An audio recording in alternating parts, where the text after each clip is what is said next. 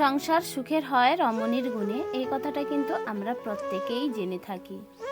তবে পৃথিবীতে প্রত্যেকটা মহিলা কিন্তু সংসারটাকে করতে চায়, মানে একটা সংসার গড়তে গেলে যে কিভাবে করতে হয় সেটুকুনি কিন্তু প্রতিটা মহিলার পক্ষে কিন্তু সে ক্ষমতাটা বজায় থাকে। আর সেই ক্ষমতা বজায় রেখেও কিন্তু প্রতিটা মহিলা কিন্তু একটা সুখের সংসার গড়ে তুলতে চায়। তো যাই হোক বন্ধুরা, রাধে রাধে, সুপ্রভাত আমার সকল প্রিয় পরিবার এবং প্রিয় বন্ধুরা। পূর্ব মেদিনীপুর জেলার ছোট্ট একটি গ্রাম থেকে আমি মানসী। আর বন্ধুরা, তোমরা যে যেখান থেকেই আমার ভিডিওটা দেখছো, আশা করি খুব ভালো আছো। তোমাদের ভালোবাসায় কিন্তু আমি বেশ ভালো আছি। আর ওইদিকে দেখো, বাসি হাঁড়িটা কিন্তু সকালবেলা বের করালাম। আসলে যে রাতের বেলা তো কালি হাঁড়ি বের করতে নেই, তো যার কারণে দেখো একেবারে সকালবেলায় কিন্তু কালি হাঁড়িটা বের করে দিয়েছি। ফিরে এসেছি নতুন একটা দিনে, নতুন একটা ভিডিও নিয়ে। আর এখন থেকেই তোমাদেরকে সাথে নিয়ে কিন্তু আমার ভিডিওটা শুরু করলাম। আর এখন বাজে ঘড়ির কাঁটা ওই যে 6:15। তবে আজকের দিনটা হচ্ছে মঙ্গলবার।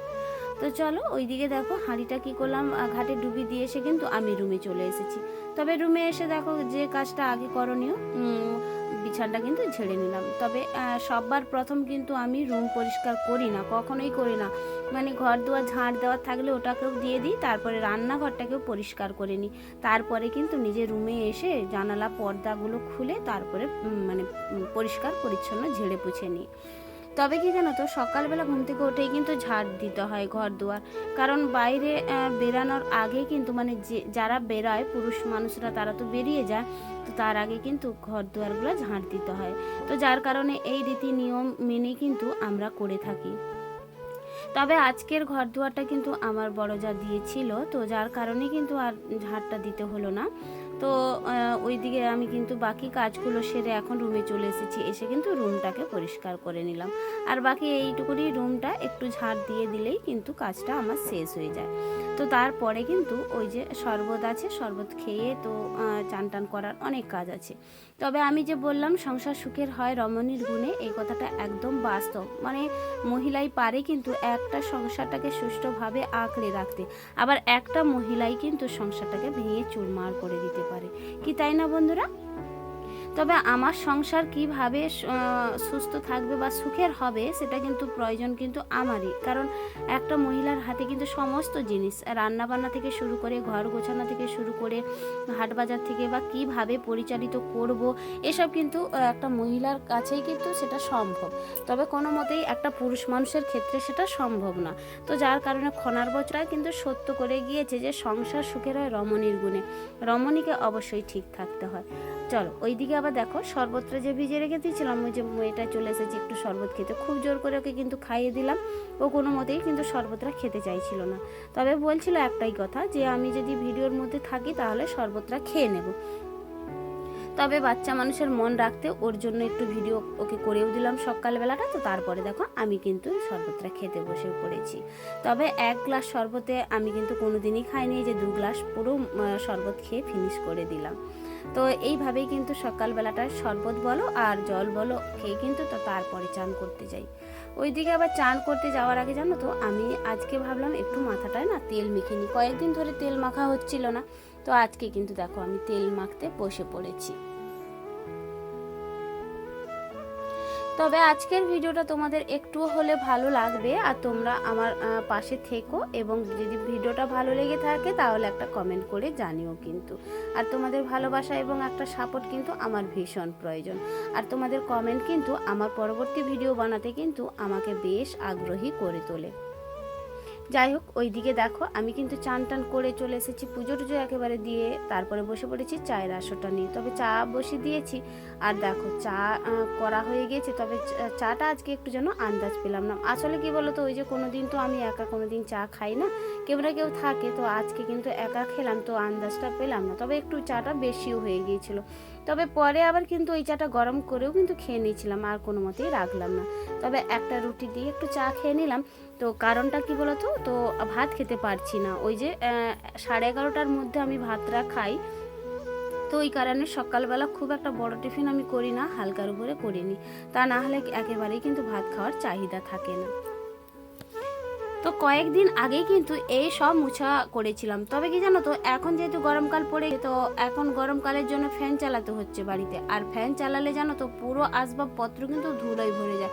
আর যেহেতু আমাদের মেঝেটা একেবারে মাটি, তো যাই হোক, মাটি হোক বা যাই হোক, ফ্যান ও চালালেই কিন্তু যা যাবতীয় ধুলোবালি কিন্তু যেখানেই যা আটকে থাক না কেন, ওটা কিন্তু পুরো উড়ে উড়ে এসে পুরো সব কিছু আসবাবপত্র, জামা, পোশাক আশাক সবই কিন্তু পড়ে। তো দেখো, আমি কিন্তু বেশি দিন হলো না, প্রায় এক সপ্তাহ বললে চলে না, এক সপ্তাহের বেশিও হয়নি, আমি সেটা জানি। তো পরিষ্কার করেছিলাম। তো কালকে হঠাৎ দেখলাম যে হাতে না ভীষণ নোংরা মনে হচ্ছে।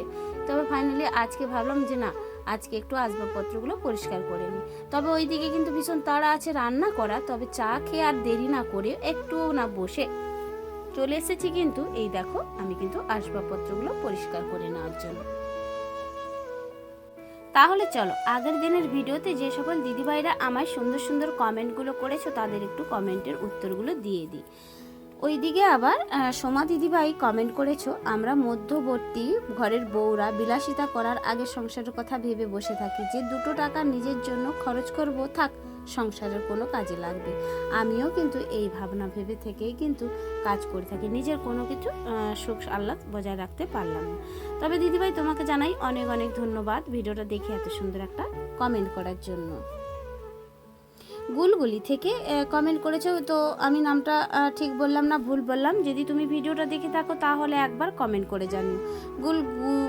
গুলগুলি থেকে কমেন্ট করেছো দিদিভাই যে খুব সুন্দর ভিডিও হয়েছে, অনেক অনেক ভালোবাসা। তো দিদিভাই থ্যাংক ইউ সো মাচ তোমাকে আমার ভিডিওটা দেখে তোমার এত সুন্দর একটা কমেন্ট করার জন্য। ওইদিকে আবার মৌমিতাও দিদিভাই কমেন্ট করেছো, খুব সুন্দর হয়েছে ভিডিওটা বোন, লাইক করে পুরো ভিডিওটা দেখে নিলাম। তবে তুমি 2 লাইক দিয়েছো, তবে আমি দেখেছি। তো দিদিভাই তোমাকে জানাই অসংখ্য অসংখ্য ধন্যবাদ গো, আমার ভিডিওটা দেখে 2 লাইক করে এবং এত সুন্দর একটা কমেন্ট করার জন্য। তো তাহলে চলো, ওইদিকে দেখো রুমগুলো ঝাড়াপোছা করে কিন্তু দেখো আমি দুয়ারটা কিন্তু ঝাড় দিতে চলে এসেছি। আসলে এই দুয়ারটার মধ্যে আমি কিন্তু বেশিরভাগটাই ব্যবহার করে থাকি, তো যার কারণে কিন্তু এই দুয়ারটা কিন্তু 2বার কেন সারাদিনে 3-4বারও পর্যন্ত আমাকে ঝাঁটাতে হয়। আর ওইদিকে যে জায়গাটা বেশি ব্যবহার হয় ওই জায়গাটাকে একটু বেশিরভাগ করে ঝাঁট পোছ দিতে হয়। তো দেখো ওইদিকে দেখো আমি কিন্তু আবার চেয়ারটাকেও ক্লিন করে নিচ্ছি। তবে এই যে বললাম যে ঘর দুয়ারে ঝাঁট দিলেই কিন্তু সব ধুলোবালি কিন্তু আসবাবপত্রের মধ্যে এসে পড়ে যায়।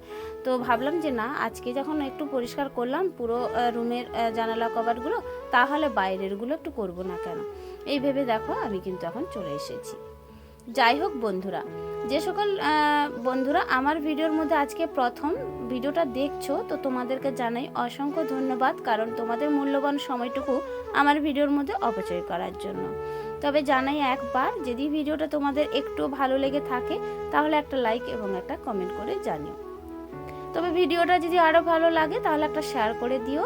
তাহলে চলো, ওইদিকে দেখো কতগুলো তোমাদের দাদাভাই সবজি এনেছে। তবে সবজি আনা বলতে শীতের সবজিগুলো আর আনলো না, এখন কপি টপি আর কিছুই আনলো না। তবে জানো তো ওই যে ছোট ছোট আলু এনেছে। আগের দিনে না আমি কিছুটা আলু ভাজা করেছিলাম, দেখেছিল, তো ওই আলুটা ভাজা করতে দেখেও কিন্তু ছোট আলু এনেছে। আজকে বলছিল যে ছোট আলু ভাজা করে তুমি খাবে। আসলে আমি যে অফিসে যাওয়ার সময় কিছু ভাজা টাজা করে নিয়ে যাই, তো ওই কারণে কিন্তু আলুটা এনেছিল। তবে আজকে আর ভাজলাম না, আজকে কিন্তু সবজি রান্না করে নেব, কারণ অনেকটাই মিষ্টি কুমড়োগুলো আর বৈতালগুলো এনেছে। তো যাই হোক, ওইদিকে দেখো আমি কিন্তু সবজিগুলো গুছাতে চলে এসেছি। তবে কি জানো তো, বেশি এনেছে বলে যে বেশি করবো এইভাবে না। তবে তোমাদের দাদাভাইকে বলেছিলাম যে খুব অল্প অল্প করেই সবজি আনতে। তবে জানো তো আজকে কিন্তু পটল এনেছে। তবে পটলের দামটা কিন্তু একটু ভারী বেশি, কারণ যাই হোক এনেছে যেহেতু নতুন জিনিস, তো তোমাদের দাদাভাই বললো যে ওটা কিন্তু রসা করতে। তো কালকেই কিন্তু করব, আজকে কোনো মতে করছি না। তবে আজকে দেখো ওই যে বৈতাল দিয়ে আর সব কিছুতে একটা সবজি করব। আর দেখো দিন আনা দিন খাওয়া ঘরে কিন্তু একটু ম্যানেজ করে চলতে পারলেই কিন্তু সংসারটা কিন্তু বেশ ভালোভাবে চলে যায়। তো ওইদিকে আবার সবজিগুলো কিন্তু কাটা হয়ে গিয়েছে। তবে এখন চলে এসেছি যে পুকুর পাড়ে। আর পুকুর পাড়ে এসে দেখো চাল আর সবজি ডাল কিন্তু সব কিছুটা ধুয়ে নিচ্ছি। আর এভাবে যদি ভালো করে যদি ঘাটে ধোয়া হয় তবে কিন্তু সবজিগুলো ভালো করেই ধোয়া, সবজি বলো চাল বলো আর ডাল বলো যে কোনো জিনিসটা কিন্তু সুন্দরভাবে ধোয়া হয়। তবে আমরা কিন্তু ঘাটেই বেশিরভাগটা দিন ধুই বলে আমাদের কিন্তু পোষিয়ে যায়।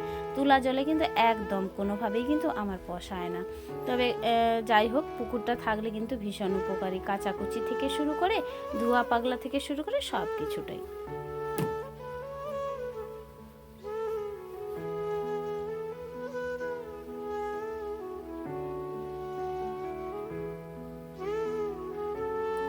তো তাহলে চলো, সবজিগুলো আমার কিন্তু ধোয়া হয়ে গেল, এখন কিন্তু রান্নাঘরের মধ্যে রাখতে চলে যাচ্ছি। আর ওই যে দেখো রান্নাঘরের ওয়েদারটা দেখো, এখন কিন্তু ভীষণ ভালো লাগে, কারণ রোদ ঝলমলে মিষ্টি আকাশ একটা নাকি ভালো, মাঝে মাঝে মিষ্টিটা নয় মেঘলা আকাশ কালো। তো যাই হোক, এখন কিন্তু ওই যে মেঘের কোনো পরিষ্কার নেই, তবে এতটাই রোদ ঝলমলে। আর জানো তো বেলার দিকে কিন্তু ভীষণ কষ্ট হয়ে গিয়েছিল আমাদের কাজে যাওয়ার জন্য। তো যাই হোক, এখন কিন্তু বসে পড়েছি রান্না করার জন্য। তবে একটা জিনিস কয়েকদিন ধরেই আমার কিন্তু ভীষণ অসুবিধা হচ্ছে, কি বলতো, আর এই যে উনানে যেহেতু রান্না করি, আর উনানে না ধোঁয়াটুকু পর্যন্ত আমার শরীরে আর নিতে পারছে না। এখন জানো তো ধোঁয়া কষাই কিন্তু শরীরটা ভীষণ জ্বালা জ্বালা করে, আর যেন কুটকুট করে, মানে যেটা অ্যালার্জির মতো হয়, তো সেইভাবে হয়ে থাকে। তবে এটাতেও কি যদি আমার এভাবে হয়, আমরা তো মধ্যবিত্ত পরিবারের মানুষ, আমরা কি সবসময় গ্যাসে রান্না করতে পারবো বলো বন্ধুরা? তবে ডাক্তার দেখিয়েছিলাম, ডাক্তারবাবু কিন্তু এই কথাই বললো যে নাকি আমার ধোঁয়াতেও অ্যালার্জি আছে।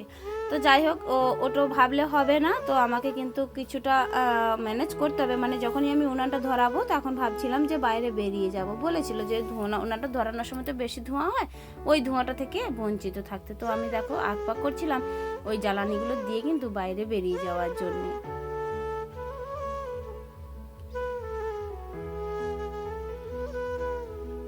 তাহলে চলো, ওইদিকে দেখো রান্নাটা যেহেতু বসিয়ে দিয়েছি, সবজিটা হয়ে গিয়েছে, তবে এখন ডাল বসিয়েছি। জানো তো ওই ডাল বসানোর ফাঁকে কিন্তু চলে এসেছে এই যে ছোট্ট ঘরটাকে বেড কভারটা পরিয়ে দেওয়ার জন্য, তবে আর কিন্তু সময় পাবো না। তো ওই কারণে দেখো, মানে রান্না করতে করতেও কিন্তু মাথায় ভাবনা আছে যে কখন কি কাজটা করব, কোনো মতেই কিন্তু একটু বসে দাঁড়িয়ে থাকার মতো সময় থাকে না। তো একটার পর একটা কাজ করতে হয়, তারপরে আবার ভিডিও করা, আর বলো তো এডিটিং করা, তার সঙ্গে বাইরে বেরানো, সংসারের যাবতীয় কাজ, আমাদের যে কত কষ্ট হয় বন্ধুরা।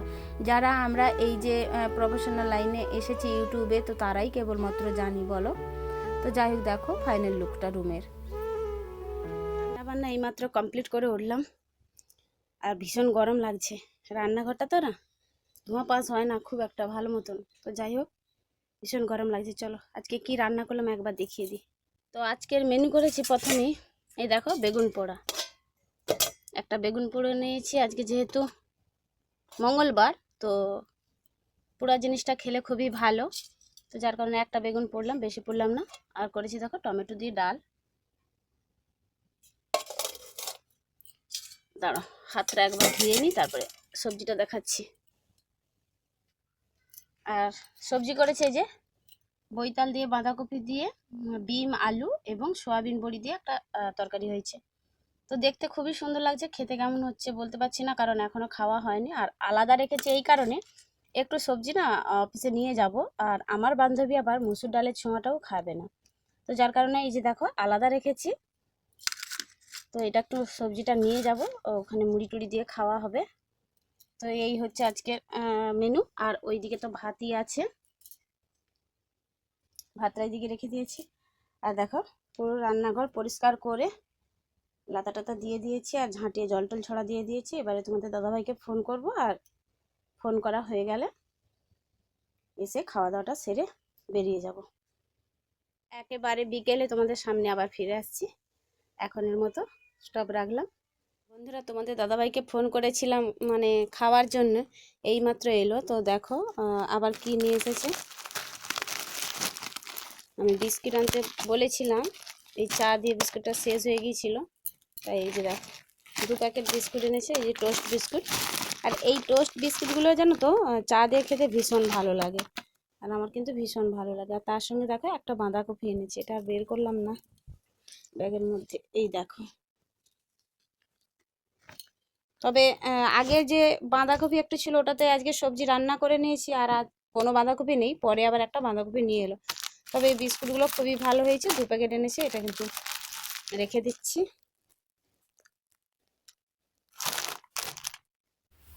তো বন্ধুরা, অনেকটা সময় পরে কিন্তু তোমাদের সামনে ফিরে এসেছি, আর বলতে পারো একেবারে রাতের খাবারটা তৈরি করাটাই তোমাদের সামনে ফিরে এসেছি। তবে ওই যে চলে গিয়েছিলাম ডিউটিতে, আর বাড়িতে এসেছিলাম না, একেবারে সন্ধ্যের সময় এসেছিলাম। এসে পড়ে আবার সন্ধে দেখানো, আরতি দেখা, তার সঙ্গে সঙ্গে আটা মাখানো, রুটি তৈরি করা, সব কিছুটা করতে হয়েছে। তো এখন দেখো রুটিটা তৈরি করতে চলে এসেছি। তবে জানো তো বন্ধুরা, ওই যে যেহেতু রুটিটা আমি কিন্তু গ্যাসেই করছি, আর গ্যাসের রুটি আমার কিন্তু খুব সুন্দর আমি করতে পারি না। তো যাই হোক, কোনো রকমভাবে করে নিচ্ছি। আজকে আর উনানে গেলাম না, আর ওইদিকে রুটিটা করছি, আর আলু ভাজা একটু করে নেবো, আর বাকি রাতের দুধ আছে, এইটুকু দিয়ে আমাদের রাতের খাওয়া শেষ। তাহলে চলো বন্ধুরা, আজকের ভিডিওটা এই পর্যন্ত। ফিরে আসছি নতুন একটা দিনে নতুন একটা ভিডিও নিয়ে। আর ভিডিওটা ভালো লাগলে কিন্তু একটা লাইক এবং একটা কমেন্ট করে দিও। আর তোমাদের ভালোবাসা এবং একটা কমেন্ট কিন্তু আমার ভিডিও করতে আগ্রহ বাড়িয়ে দেয়। তাহলে সুস্থ থেকো, ভালো থেকো, আর তোমাদের ভগবানের কাছে প্রার্থনা রাখছি তোমাদের পরিবার যেন সুস্থ থাকে, ভালো থাকে, আর এইভাবেই কিন্তু আমার পাশে থেকো। চলো, রাধে রাধে।